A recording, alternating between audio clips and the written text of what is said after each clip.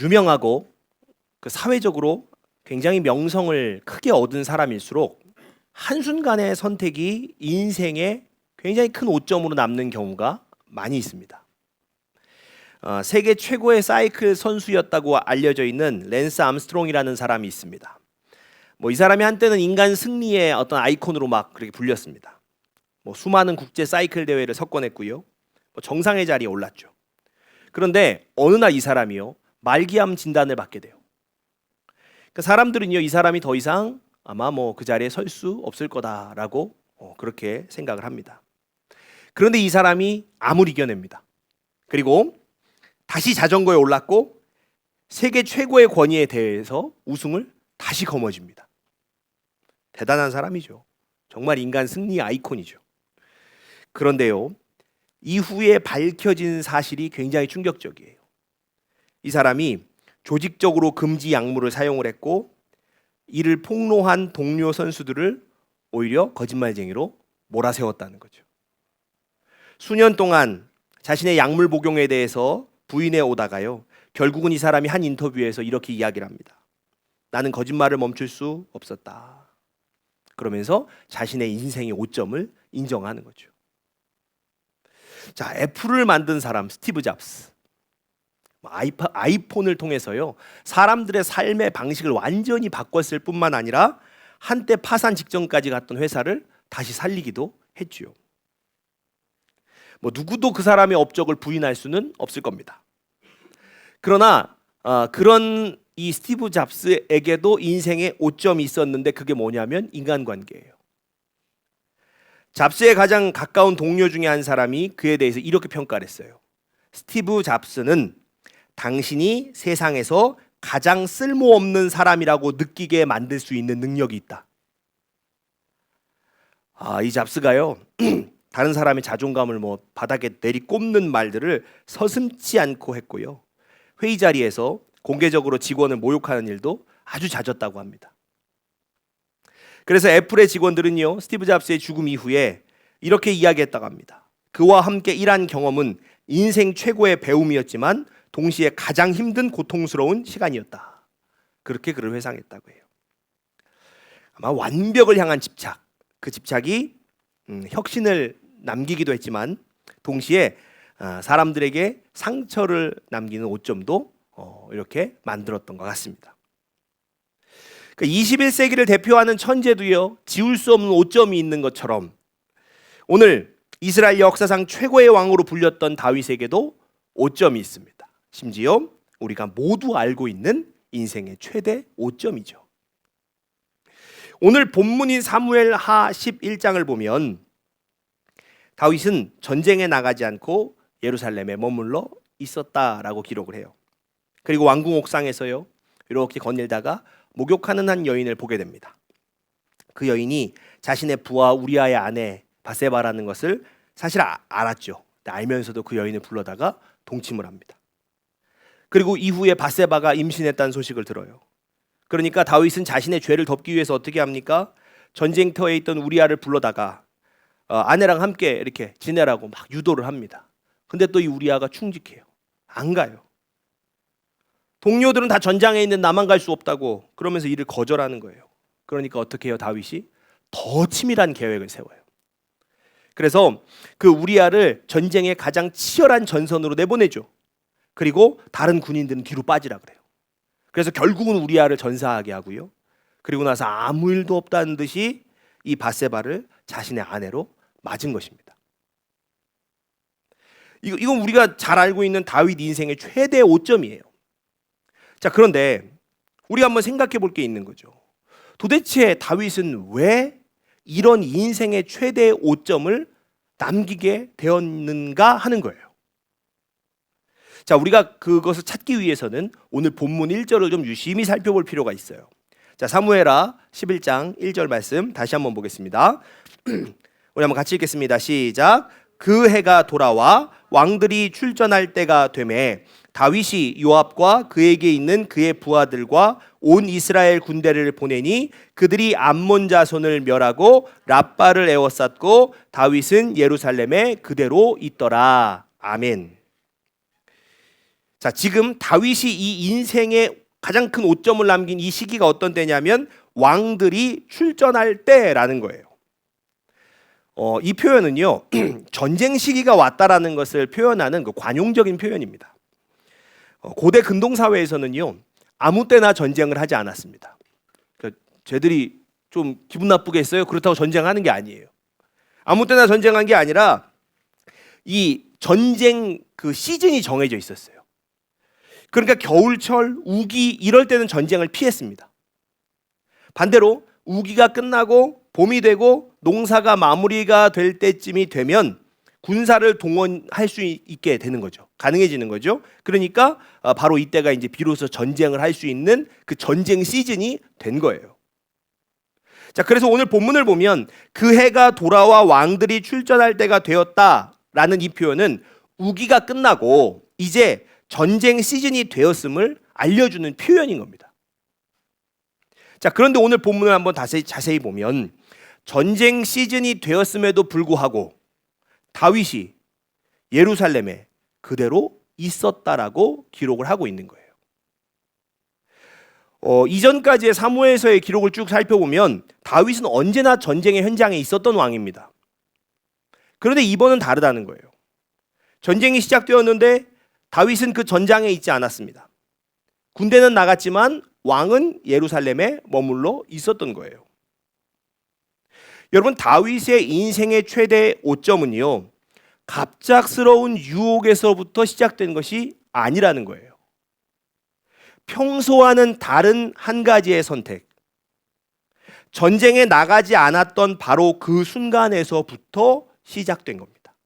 평소와 다른 그 선택이요. 자, 그러면 우리가 좀 궁금한 게 뭐냐면 왜 다윗은 전쟁에 나가지 않았느냐라는 거예요. 왜 이번엔 나가지 않았는가? 자, 우리가 좀 먼저 좀 살펴볼 게 있는데요. 다윗이 이전의 모든 전쟁에서 승리를 거두었던 그런 왕이었다는 거예요. 자, 이걸 먼저 좀 살펴봤으면 좋겠어요. 사무엘하 8장은 이렇게 기록을 합니다. 사무엘하 8장 6절 같이 보겠습니다. 시작. 다윗이 다메섹 사람의 수비대를 두매 아람 사람이 다윗의 종이 되어 조공을 바치니라. 다윗이 어디로 가든지 여호와께서 이기게 하시니라. 아멘. 자, 다윗은요 하나님의 도움으로 어디로 가든지 항상 승리를 거두었어요.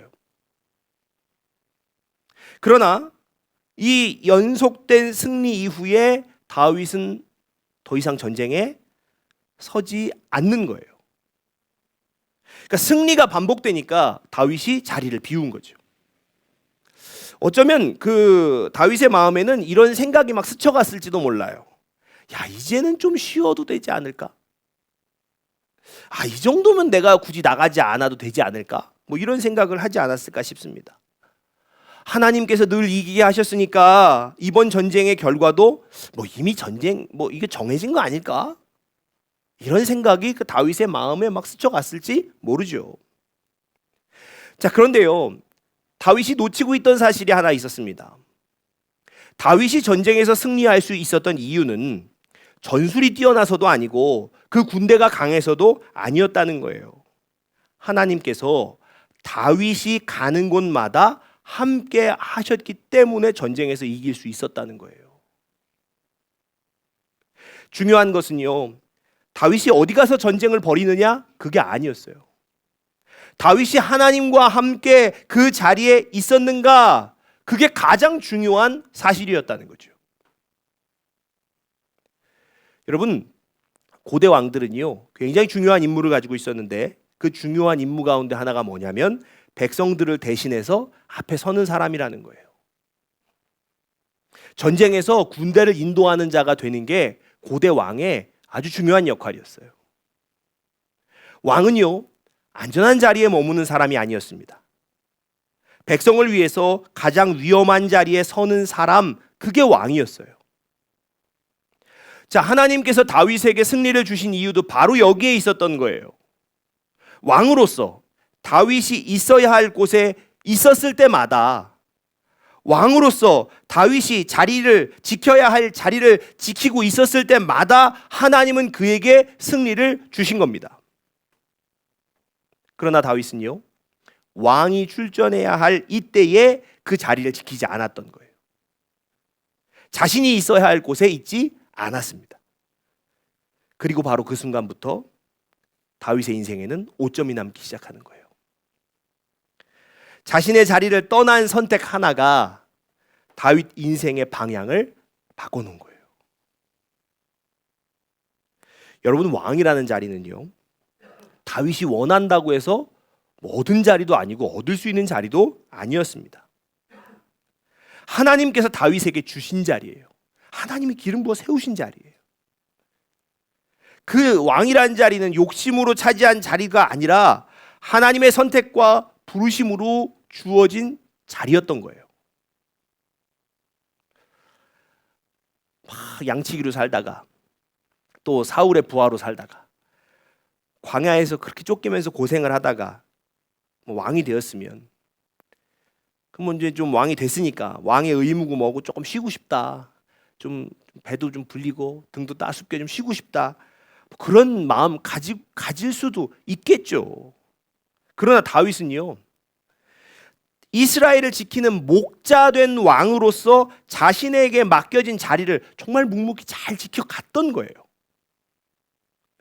백성보다 뒤에 숨지 않았어요. 위험한 자리에서 물러서지 않았어요. 하나님께서는 그런 다윗의 삶을 기뻐하셨어요.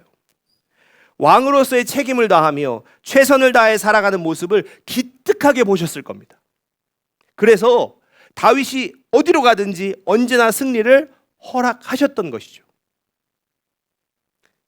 그런데 다윗이 하나님께서 자신을 두신 그 자리를 벗어났어요. 그러니까 다른 것들이 눈에 들어오기 시작하는 거예요. 하나님을 바라보던 시선은 흐려지고, 이제 다윗의 눈은요, 자기 자신과 자신의 욕망을 향하기 시작한 것입니다. 여러분, 하나님께서 부르신 자리에 있으면 하나님께서 그 사람을 지켜주세요. 여러분, 그 자리가 안전해서가 아니에요. 하나님이 함께 계신 자리이기 때문에 하나님 지켜주세요. 그러나 하나님이 부르신 자리를 떠난다, 하나님이 부르신 자리를 떠나면 그 자리는요, 내 눈에 안전해 보이고 편안해 보이는 자리, 그래서 떠난 자리일지라도 영적으로는 가장 위험한 자리가 되는 거예요.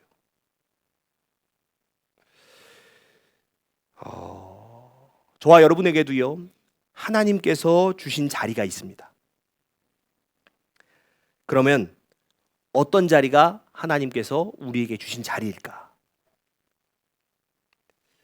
여러분, 이 질문에 우리가 답해보기 위해서는 먼저 왜 하나님께서 다윗에게 왕의 자리를 주셨는가라는 것을 좀 생각해 볼 필요가 있는 거예요. 하나님은요, 다윗이 양치기이던 시절부터 지켜보셨습니다. 다윗은 자신이 다칠지언정 양 한 마리도 짐승에게 뺏기지 않으려는 목자의 마음을 갖고 있던 사람이에요. 그러니까 그는 이미 마음에 맡겨진 생명을 끝까지 지키는 그 마음을 품고 있는 사람이었다는 거예요. 또 다윗을 보면요, 도망자 신세가 되었을 때도 그는요, 늘 하나님께 묻는 사람이었어요. 위기의 순간마다 자신의 생각보다 하나님의 뜻을 먼저 구했어요. 그래서 하나님은 다윗에게 왕의 자리를 주신 거예요. 왜요? 왕의 자리는 백성을 끝까지 지키며 하나님의 뜻을 묻고 순종해야 하는 자리이기 때문에 그렇습니다. 다윗에게는요, 이렇게 왕으로서 필요한 고유한 능력과 자질이 있었어요. 여러분, 하나님께서는요, 아무한테나 막 자리를 맡기시는 분이 아니세요. 하나님은 각 사람이 가진 성향과 감정, 기질과 능력을 정확히 아시는 분이십니다. 하나님은 그 모든 것, 그 다윗의 기질과 성향과 그가 품은 마음을 알고 있었기 때문에 그 다윗에게 왕의 자리를 주신 거예요. 여러분, 우리가 예수를 믿다 보면 우리의 삶에도요, 언젠가 하나님께서 어떤 자리를 맡겨주실 때가 있습니다. 그게 교회 안에서뿐만이 아니에요. 가정에서 그리고 사회 속에서 나에게 어떤 역할과 책임이 주어질 때가 있다는 거예요. 여러분, 그런데 그 자리가 내게 주어진 이유는요, 내가 완벽해서도 아니고 그 세상이 말하는 좋은 조건을 갖췄기 때문도 아니라는 거예요. 오직 나만이 그 자리를 감당할 수 있는 이유를 하나님께서 내 안에 두셨기 때문이에요. 그 자리에 필요한 능력과 자질이 이미 내 안에 있기 때문이에요. 나를 지으신 하나님께서는요, 내 안에 어떤 능력과 자질이 있는지를 누구보다 정확히 아시는 분이십니다. 그리고 그 모든 것을 아신 상태에서 나를 그 자리에 부르시는 거예요. 그런데 우리는 자꾸 세상 기준으로 판단을 하죠. 그러니까 어떤 생각이 드냐면, 이거 나보다 잘하는 사람 분명히 있을 텐데, 나보다 더 많이 배운 사람이 이거 맞는 거 아닐까? 이게 내가 이 자리에 정말 합당한 사람일까? 의심을 해요. 세상의 기준을 들이대면서 하나님이 맡기신 자리 앞에서 스스로 자꾸 의심을 합니다. 그런데 여러분, 이 자리가 내 자리가 맞을까? 그 싶은 그곳이 하나님께서 내게 주신 자리가 맞습니다. 그러니까 나 스스로 굉장히 의심이 가는 그 자리일수록 하나님께서 주신 자리가 맞아요. 자, 왜냐하면 한번 찾아보시면 됩니다. 한번 찾아보겠습니다. 여러분, 우리 세상이 주는 자리와 비교해 보시면 이거 알 수 있어요. 여러분, 세상이 우리에게 맡겨주는 자리는 어떻습니까? 내가 얼마나 잘하는지, 내가 얼마나 많이 가지고 있는지, 내가 얼마나 남들보다 앞서 있는지 그걸 봅니다. 그리고 그 조건에 부합할 때만 세상은 내게 자리를 허락해요. 세상은 절대 우리에게 그냥 자리를 안 줍니다. 그래서 세상이 내게 주는 자리를 우리는 정확히 알아요. 그 자리는요, 내가 이 세상이 요구하는 조건에 부합하니까, 그리고 내가 그만큼 노력했으니까, 그렇기 때문에 내게 주어진 자리거든요. 그러니까 세상은 나에게 그 대가에 맞는 자리를 주는 거예요. 그런데 하나님께서 주는 자리는 이거 내게 어떤 것도 요구를 안 하세요. 어떤 조건도 요구하지 않습니다. 그게 자꾸 어때요? 의심이 들어요. 세상이 주는 자리는 내가 이렇게 노력해서 얻은 자리잖아요. 이거 내 자리인 거 알아요. 자, 근데 하나님이 주시는 자리는 뭘 요구를 안 하세요. 그렇게 자꾸 의심이 드는 거예요. 내가 여기 맞는 사람일까? 세상의 자리를 얻기 위해 우리는 이미 너무나 오랫동안 막 증명하면서 살아오는 것에 익숙해져 있어요. 잘해야만 인정을 받았고요. 자격이 있어야만 설 수 있었고, 남들보다 좀 나아야 선택을 받을 수 있었습니다. 그런데 하나님이 내게 주시는 자리라는 게 아무것도 요구를 안 하는 거예요. 아무 조건도 요구를 하지 않기 때문에 내가 정말 이 자리에 있어도 될까? 혹시 내가 여기에 부족한 사람은 아닐까? 그 의심이 들 수밖에 없는 거예요.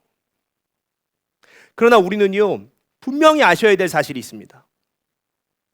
하나님께서 내게 아무런 조건도 요구하시지 않는 이유는 이미 나라는 존재 자체가 그 자리에 필요한 조건에 부합한 사람이기 때문이라는 거예요. 그래서 더 증명할 것도 없어요. 더 보태야 할 것도 없습니다. 이미 내 안에는요, 그 자리에 필요한 자질과 능력이 하나님에 의해서 심겨져 있어요.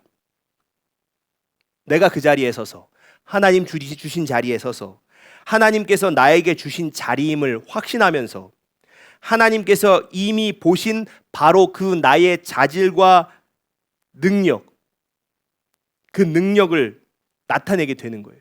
자, 다시 정리하면 내가 그 자리에 서서 여기가 하나님이 주신 자리라는 것을 확신하면 하나님이 이미 내게 주신 그 자질과 능력이 나타나는 거라는 거예요. 다윗도 왕이 된 이후에요, 하나님께서 보셨던 그 자질이요, 그 목자의 자질이요, 그 이스라엘 왕으로서의 그 능력이요, 그 자질과 능력이 막 발현되면서 이스라엘을 잘 다스렸어요.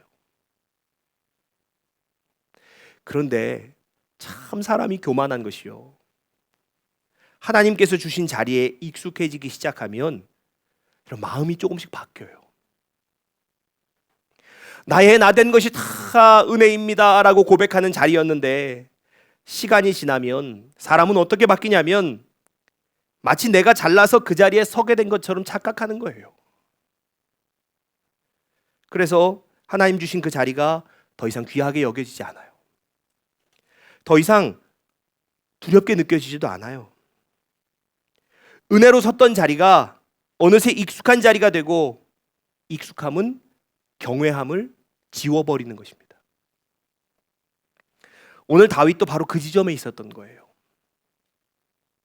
왕의 자리가 더 이상 두렵지 않고 하나님 앞에 서 있는 자리라는 그 분명한 그 확신도 흐려져 있었던 거예요. 그래서 다윗은 하나님께서 세우신 그 자리를 벗어난 거죠. 그리고 그 순간 다윗의 인생에 지워지지 않는 최대의 오점을 남기게 된 것입니다. 여러분, 사람이 자신의 인생에 제일 큰 오점을 남기는 순간은요, 실패하거나 실수했을 때가 아닙니다. 지금 내게 주어진 나의 자리가 나라는 사람을 귀하게 여기신 하나님께서 주신 자리라는 것을 망각할 때, 그때가 최대의 오점을 남기는 그 시간인 거예요. 은혜를 잊고 부르심을 당연하게 여기며 자리를 내 능력의 결과로 착각하는 그 순간, 사람의 마음에는 교만이 자라나고요, 그 교만은 결국 인생에 오점을 남기게 되는 것입니다. 자, 오늘 우리가요 깨달아야 할 것은 두 가지예요. 두 가지. 첫째, 지금 하나님께서 내 삶에 주신 자리를 의심하고 있으시다면, 하나님께서 내게 이미 그 자리를 감당할 수 있는 자질과 능력을 내 안에 심어 두신 상태에서 부르셨다는 것을 확신하시기 바랍니다. 여러분, 그 자리를 떠나서 다른 사람이 되려고 할 필요도 없어요. 그러려고 애쓸 필요도 없습니다. 도망칠 필요도 없고 또 무언가를 증명해서 내가 이 자리에 어울리는 사람이야 라고 증명할 필요도 없습니다. 그저 하나님께서 내게 주신 자리에서 서서 그 하나님을 확신하고 하나님만을 의지하고 이미 내 안에 있는 그 자질과 능력을요, 하나님이 심어주신 그 자질과 능력을 여러분 마음껏 사용하시면 되는 것입니다. 자, 오늘 우리가 분명히 깨달으셔야 되는 두 번째가 무엇이냐면, 하나님께서 내게 주신 자리에 익숙해졌다라면 여러분, 교만과 오만을 버리고 다시 하나님을 경외함으로 그 자리에 서셔야 합니다. 나의 이 자리가 나라는 사람을 귀하게 여기신 하나님께서 주신 자리라는 사실을 여러분 다시 기억하셔야 합니다. 여러분, 우리가 오늘 이 두 가지 사실을 분명하게 깨달음으로써 하나님께서 주신 이 자리에서 기쁨과 감사함으로 하나님이 이미 보셨던 바로 그 나의 자질과 능력으로 신실하게 살아가실 수 있는 저와 여러분 되시기를 주의 이름으로 축복합니다. 아멘. 우리 같이 찬양하고 기도하겠습니다.